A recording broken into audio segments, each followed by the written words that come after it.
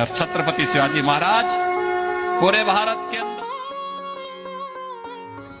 नमस्कार मित्रों, मैं हूं नील सोनी। हिंद स्वराज के संस्थापक एवं समस्त भारत के प्रेरणादायी समान हमारे श्री छत्रपति शिवाजी महाराज की जन्म जयंती 394 के अनुलक्ष्य में आज मैं यह ब्लॉग बनाने जा रहा हूँ।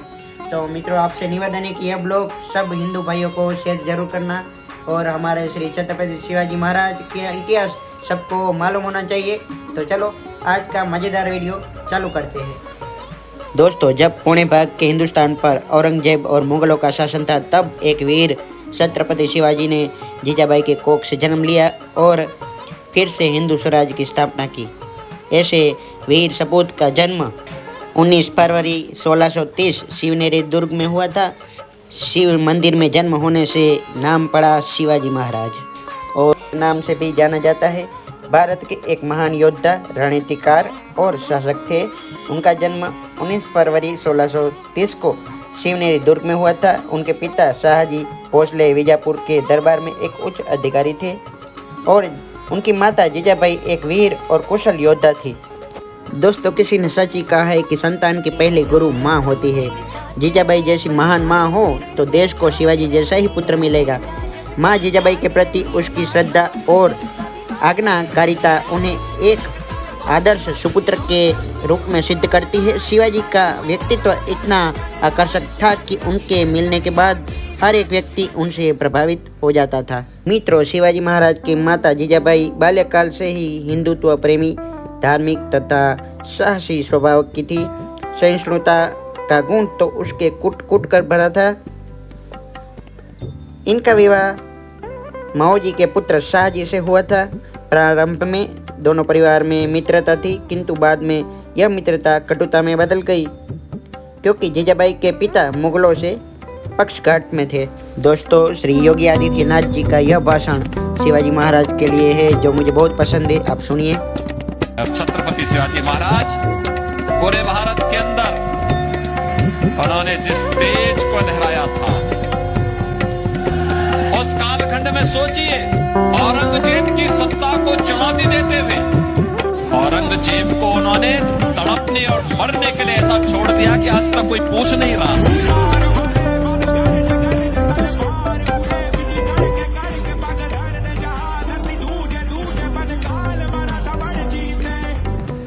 मित्रों, जीजाबाई जैसी सती को मेरा सत नरम शाहजी ने मित्रों दूसरा विवाह कर लिया था। कई वर्षों बाद शाहजी ने जीजाबाई को शिवाजी सहित विजापुर बुलवा लिया था, किंतु उन्हें पति का सहज स्वभाव प्रेम कभी प्राप्त नहीं हुआ था। जीजाबाई ने अपने मान अपमान को भुलाकर सारा ध्यान अपने पुत्र शिवाजी पर केंद्रित कर दिया। शाहजी की मृत्यु पर पति परायण जीजाबाई जी सती होना चाहती थी, किंतु शिवाजी के यह कहने पर कि माता, तुम्हारे पवित्र आदर्श और प्रेरणा के बिना स्वराज की स्थापना संभव नहीं होगी। धर्म पर विधर्मियों का दबाव बढ़ जाएगा। माता ने पुत्र की भावना तथा भविष्य के प्रति जागरूक दृष्टि का परिचय देते हुए सती होने का विचार त्याग दिया। दोस्तों, एक बार जादवराय जी मुगलों की ओर से लड़ते हुए शाहजी का पीछा करते थे। उस समय जीजाबाई गर्भवती थी। शाहजी अपने एक मित्र की सहायता से जीजाबाई को शिवनेर के किले में सुरक्षित कराए और आगे बढ़ गए। जब जादवराय जी शाहजी का पीछा करते हुए शिवनेर पहुंचे तो उन्हें देख जीजाबाई ने पिताजी से कहा, मैं आपकी दुश्मन हूँ क्योंकि मेरा पति आपका शत्रु है। दामाद के बदले कन्या ही हाथ लगी, जो कुछ करना चाहो कर लो। इस पर पिता ने उसे अपने साथ मायके चलने को कहा, किंतु जीजाबाई का उत्तर था, आर्य नारी का धर्म पति के आदेश का पालन करना है। दोस्तों, शिवाजी केवल मराठा राष्ट्र के निर्माता ही नहीं थे, अपितु मध्यान्ह के सर्वश्रेष्ठ मौलिक प्रतिभा संपन्न व्यक्ति थे। महाराष्ट्र की विभिन्न जातियों के संघर्ष को समाप्त कर उनको एक सूत्र में बांधने का श्रेय शिवाजी को ही है। इतिहास में शिवाजी का नाम हिंदू रक्षक के रूप में सदैव सभी के मानस पटल पर रहेगा। दोस्तों, पति की उपेक्षा के कारण जीजाबाई ने अनेक असहनीय कष्टों को सहते हुए बालक शिवा का लालन पालन किया। उनके लिए क्षत्रिय वेशभूषा, शास्त्रीय शिक्षा के साथ शस्त्र शिक्षा की व्यवस्था की। उन्होंने शिवाजी की शिक्षा के लिए दादाजी कोडदेव जैसे व्यक्ति को नियुक्त किया। स्वयं भी रामायण, महाभारत तथा वीर बहादुर की गौरव गाथाएं सुनाकर शिवाजी के मन में हिंदू भावना के साथ वीर भावना की प्रतिष्ठित की। वह प्रायः कहा करती थी, यदि तुम संसार में आदर्श हिंदू बनकर रहना चाहते हो, स्वयं स्वराज की स्थापना करो, देश के यवनों और विधर्मियों को निकालकर हिंदू धर्म की रक्षा करो। ऐसे ही माता जीजाबाई ने बचपन में ही शिवा को सब शिक्षाएं देकर शिवाजी महाराज ने महज 16 साल की उम्र में तोरणा के किले पर कब्जा करके अपना सैन्य अभियान शुरू कर दिया। उन्होंने मुगलों और अन्य विदेशी शक्तियों के खिलाफ कई युद्ध लड़े और भारतीय संस्कृति और स्वतंत्रता की रक्षा की और संघर्ष किया। उन्होंने मराठा साम्राज्य की स्थापना की और पश्चिम भारत में कई वर्षों तक शासन भी किया। 1647 में तोरणा की लड़ाई के बाद तंजावुर की लड़ाई 1656 में, पवनखंड की लड़ाई 1660 में, सोलापुर की लड़ाई 1664 में, पुरंदर की संधि 1665 में, उमरगढ़ की लड़ाई 1666 में। 17वीं शताब्दी में शिवाजी महाराज ने मुगल सेना के विरुद्ध सफलतापूर्वक युद्ध लड़ने के लिए गुरिल्ला युद्ध शैली का इस्तेमाल किया। गुरिल्ला शब्द का अर्थ है छोटे दल। शिवाजी ने पहाड़ी क्षेत्रों की भौगोलिक परिस्थितियों के अनुलक्ष्य में एक लघु तथा चुस्त दुरुस्त मराठा सेना तैयार की और ये सभी गुरिल्ला युद्ध में निपुण थे। दोस्तों, जब शिवाजी महाराज ने अफजल खान का वध किया और वध के बाद शिवाजी महाराज उसका सिर माँ जीजाबाई के पास ले गए।